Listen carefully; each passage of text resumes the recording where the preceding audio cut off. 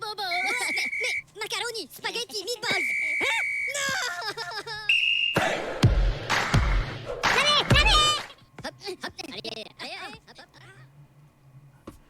Good morning, afternoon, evening, everyone. Well, it's evening here in Oxfordshire. I'd like to welcome you to the 8th part of From Manor to Glory. I'm your host, Donut Donny, and this is the future, or I guess it's the past, talking to you at the moment, because of course I record these episodes, and this recording was actually done a few weeks ago until this was released now. So this is the past talking, but I always try to get time to do some of these episodes because I mostly play on Twitch with my FM stream series. If you've never seen my stream series, then please do. We have two various games going on at the moment. I've got a lower level management stream from the English Pyramid level 10 right up to level 1. So that's the lowest of the leagues you can get on custom-made databases right up to the Premier League. And I've got a sort of like a custom-made village side, and we've gone from level 10 right up to we're currently in level 6. We're currently in the National League, so we're just one division away from actually league football. So that's an amazing achievement for my little custom village side, especially as for 3 of those 5 seasons, if I can remember now, I kept losing players for no contracts, free contracts, and we're still not professional yet, but we've actually had some players on part-time contracts, so that's pretty cool. And the other is a journeyman series. If you've never seen a journeyman series, it's basically you start unemployed, and then you load up certain leagues, and then you go wherever each club accepts you. And I actually started off unemployed for 6 months, and then I went to Finland. I left Finland because I was going to get a sack, and then I'm over at Wales at the moment. But by the time you watch this recording, I might be elsewhere because I was applying for possible jobs in Norway and Sweden. But anyway, that's on my Twitch series. But for this episode of From Manor to Glory, some of you who have been watching previous episodes have noticed that we've actually gone forward in time. What I've seen in previous episodes is that we started off very slowly with the pre-season and stuff like that. I think I was spending too much time on the pre-season and various cup games. So in the last 2 episodes, episode 7 and this one, episode 8, especially episode 7, I started to go a bit quicker through the actual games, so not to make it too boring for you guys. This is episode 8, obviously, and we won't be playing any serious games today unless we've got time, because I'm trying to make this episode a little bit less, because we've had a couple of 30-minute episodes recently. I'm trying to make them a little bit shorter for you guys. So today we're just going to have a run through of what's been going on in the last couple of league games, and our season form has carried on from where you left off. If I can remember from where you left off, we were just about to play Coventry, and if we go to that game first, it's the one that's highlighted now. It didn't start off well. We lost to Coventry, who were outdoing us. Keep drinking there, Coca-Cola. We lost, even though our crowd was massive. We had a 10,000 crowd, which was amazing. We lost 2-0 to a very good Coventry side, and then we went into the Leeson Trophy, which is a real pointless trophy. Any lower league management supporters from England will probably back me up and saying this is totally pointless. We don't know why we have this trophy. Basically now they invite the Premier League under-23 sides to take part, and the worst nightmare would be 2 Premier League under-23 sides getting to the final, which is actually at Wembley. Oxford have actually got to the final in real life twice, and we lost twice to Barnsley and Coventry. But it was amazing because Oxford don't go to Wembley often. We've only been to, since then, we only been to Wembley in 1986 when Oxford actually won the League Cup, as it was called then. And then in 2010 we won promotion to the Football League after being in the non-league for many years, beating York 3-1. I remember that day well because I was actually on TV. But anyway, we lost to Peterborough in the Leeson Trophy, but again we played a side full of youngsters and full of B-team players, so it wasn't really a big deal there. And we also had Jordan Spence on his debut getting sent off.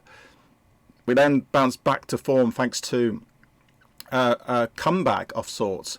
We we went 1-0 down after 53 minutes against a very good Fleetwood side. Then Dickey scored after 56 minutes, and then we, through Liam Kelly, I think one of those goals was a free kick as well, we were 3-1 up, and then Fleetwood then scored in the 95th minute, as they do.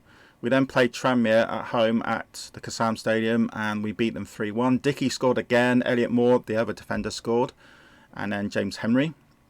And then in Bolton, of course, a side who are really in financial trouble, we went away to Bolton and we beat them 2-1. Goals by Henry and Woodburn. Woodburn coming back from injury, our loanee from Liverpool. We then played a very good Lincoln side and they nearly won that, but we luckily won that 1-0 by Ben Woodburn after 74 minutes. Then after that, we played Gillingham a week later and we beat them 2-0 at home, Henry and Taylor. In the game we actually dominated, and then the good form carried on with a 4-1 victory against Accrington Stanley in the away at their ground actually. And of course we got a very connected history of Accrington Stanley.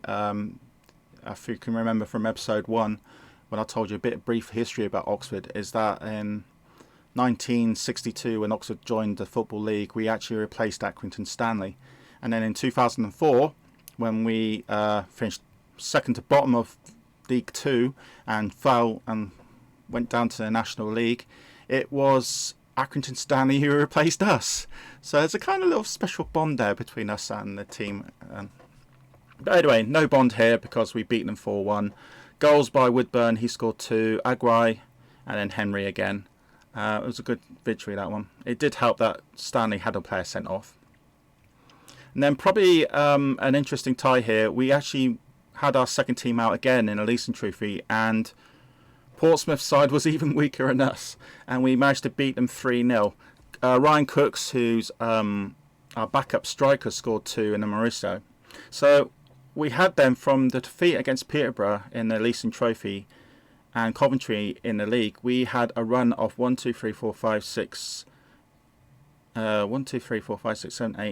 games unbeaten. So I thought the form was going to get good here. But then we played a really good Rotherham side, and this Rotherham side are acting as they're currently doing at the moment, their league form in real life.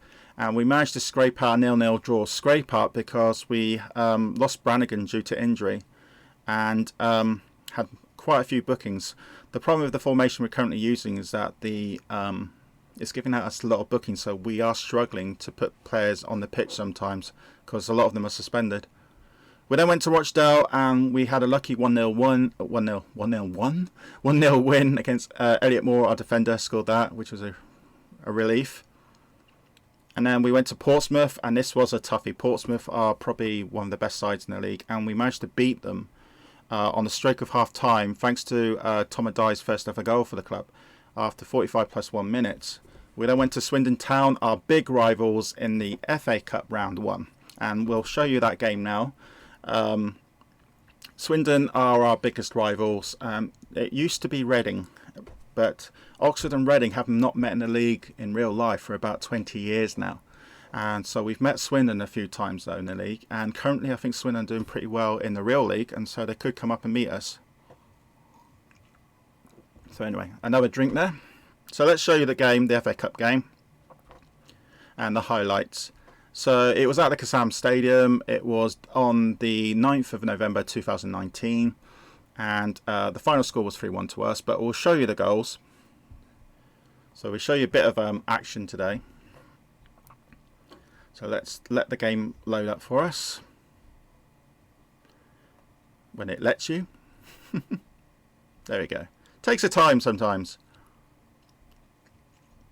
So we were using our quite defensive formation there against Swindon, who literally used exactly the same formation. Oops, and it's going a bit too fast.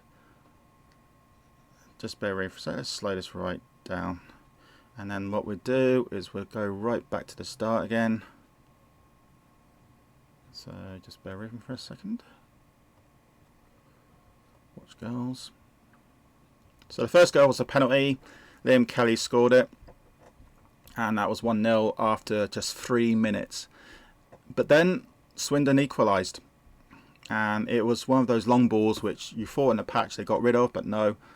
Doyle, who's a very good striker, picked the ball up, went through our defence, pass to Hope, and that was it was either a very good goal or a shocking miss by Eastwood, our goalie.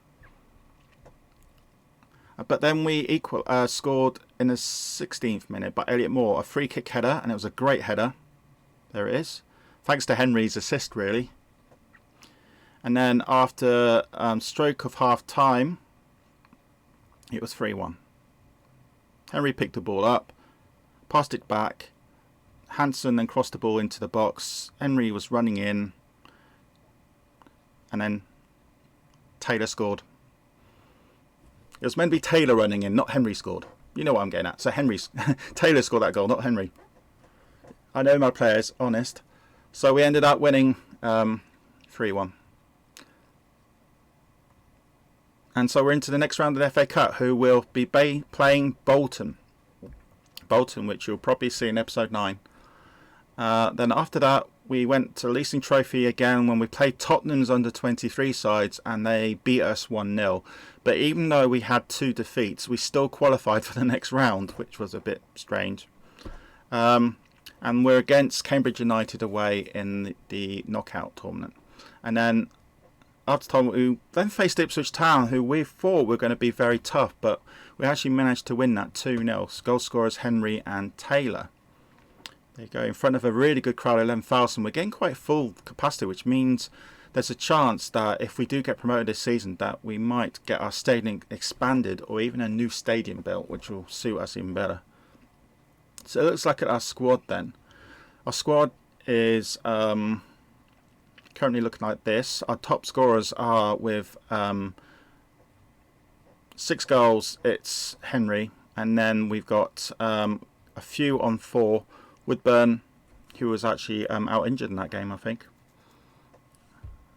Taylor, obviously, on 4. 16 appearances, 4 goals. Not amazing for a striker, I have to admit that. But Henry's basically our player who's doing really well. He's got 7 assists. And then our bench is doing okay. We've got a good, strong squad there and bench. If we look at any transfers that's happened since the last episode, I don't think there has been any. Let's have a look. No, there has been no more. So there's no more on the transfer market front.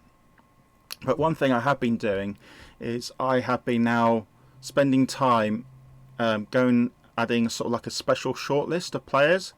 And these are meant to be the new set of Wonderkids. And I got that through various sorts. So let's look at the shortlist here. And then if I go into the shortlists, and it's called Top Prospects.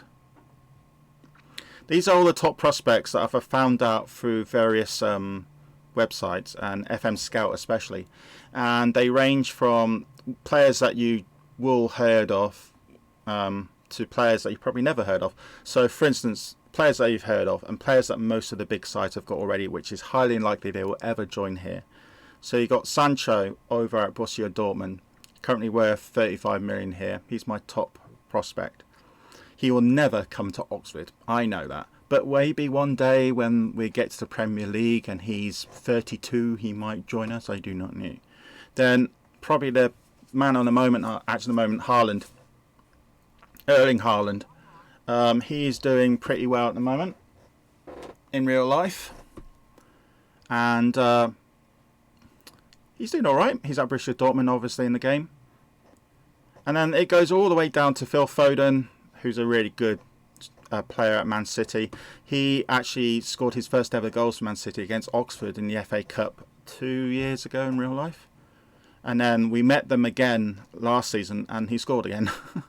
But he's a really good, and he's going to be a future England international, if not now. Callum Hudson-Odoi, very good Chelsea player. He's in my list. And if you can see here, you'll recognise quite a few of these names. Dwight McNeil, you probably don't recognise. He's one of the top under-21 prospects. He's currently at Burnley. And then we go to Mason Greenwood's at Man United. Max Aarons, English under-21 player, currently at Norwich. These are all good players for you to look at, really. Moise Kean, the Italian international at Everton. There's Ryan Sessegnon. He's at Tottenham. He's a guy that should have a really good England career, I think. Former Fulham player. And then you go down to players you might not heard of, like Chong at Man United. These all top prospects. Again, the chances of any of them joining us is highly unlikely. And then some players, again, you might not have heard of, like Jaden Bogle at Derby County, a good under-21 prospect. Rakeen Harper, another Englishman. Most of these are Englishmen, but we have got some foreigners as well. He's at West Brom. Jonathan David, I think he is Canadian player, but I think he's also got a... I need to look at his information actually. No, he's actually Canadian, but he's already had 11 caps, 14 goals already. So he's only valued about 10 million. He's playing for Ghent in Belgium, so this is one guy you could potentially look at. Maybe not for a top side, but close enough. But 14 goals in just 11 appearances is was really good. And then I've got various players going down here, quite a few from various countries. Like this guy here, he's Belgian defender, only 18 years old, at Anderlecht. And then it goes really all the way down. I've got about 252 here. And as you can see, the ages are still from 21 downwards. And it goes all the way down to the values. The value's getting a bit more reasonable now. And yeah, these are potential signings that Oxford could get. Right, for instance, like let's look at Walter Perez. He's at Argentina. It's highly likely we will get him because of the work permit rules, but he's one that's possibly could be a future Argentinian international, and then could be valued to come and join us. And then we go further down the list, and they're getting cheaper and cheaper. But you can see the stats. The stats are still amazing here. Rodrigo Muniz, he is Brazilian. He plays for Flamengo under 20s. Again, another player who you would not be able to join at the moment because of the work permit rules, but could be an amazing prospect in the future. And then we go right down to even real cheap ones. Like the cheapest we got on this list is this guy from Croatia. Again, I got all this information from various internet sources saying these are potential whiz kids. And yeah, I will make bids for some of these if they come up on my shortlist that they're going to be sold or freed or whatever, because they could do really well at Oxford. And all these players obviously will get older and older and better. Like this guy here, the is that Turkey? Yeah, Turkish under-19s player. This guy is only 16 years old and he's 6 foot and he's got amazing stats. He's already an under-21 international at 16 years old. So this guy could potentially do wonders. And he's only worth 74k, so any top club could easily get him and he'll become a super player. And I've got other 16-year-olds actually in the side, so it's not just him. Like Leonardo, he is a Brazilian and he's only 16 years old, but he's, yeah, really good stats. Yeah, if we realistically look at all the players now and see if any of them are interested in joining us, the actual list is now 11 players. It's gone right down to 11. As you can see, the values. The cheapest is actually this guy here. He's 7.25k and he's German. He's the Bayern Munich under-19s. Surprising what you can find on the internet what they think is going to be potential whiz kids. Luke Daly, English, at Huddersfield under 23s. Again, the stats might not look amazing, but he's only 17 years old and these stats could potentially improve. So yeah, that's what I've been doing also while I've been playing the game off stream. The next episode which you will see, which is the episode 9, we will be going back to some league games. This is just like a kind of in-between episode to tell you what's actually been going on since last episode and now. Finances then. Finances, we're doing alright. We are starting to lose money. Our wage bill is in the red, so that needs to go down. We're currently trying to get rid of some players. Mackie has gone over onto loan, if I forgot to mention that. He's over loan at where have you gone? Woking, and he scored 3 goals in 9 appearances. So Mackie we're trying to get rid of, to be honest with you. No offence, Mackie, but we need other players in our side. And yeah, it's not looking too bad. So we'll go back to the league again. There's the league. We are currently top of the table on 41 points with a game in hand. With second place is Blackpool. Let's go and show you the league table better actually. There you go. So we're top of the table with 13 wins, 2 draws, 1 loss. Goal difference of plus 23. We've got 5 points clear of Blackpool now. And also more importantly, we're 9 points clear of third place. Currently bottom of the table, Bolton, who's still got those 12 points deducted. Even with those 12 points, they will have 17, which actually would have put them up into 16th. So Bolton, Burton Albion, Wimbledon and Shrewsbury are all struggling at the moment, but it's still very early days of the season to go. But again, in episode 9, you will see us play the next couple of games, which will be Southend United is the next game, and then away to Southend, and then away to Bolton, the FA Cup. So in episode 9, you will see the FA Cup. But there you go. So this is a strange episode. No games, just like again a roundup. I hope you enjoyed the episode. Again, thanks for everyone who has been watching the previous episodes. The viewing numbers has gone up with each episode, which is great to see.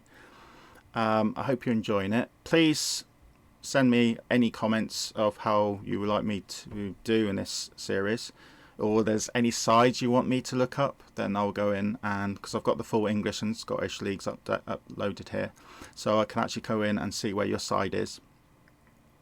And yeah, please, if you do like these videos, please send a like to the channel, because it is great, and also it makes more people come and see these episodes hopefully and enjoy it.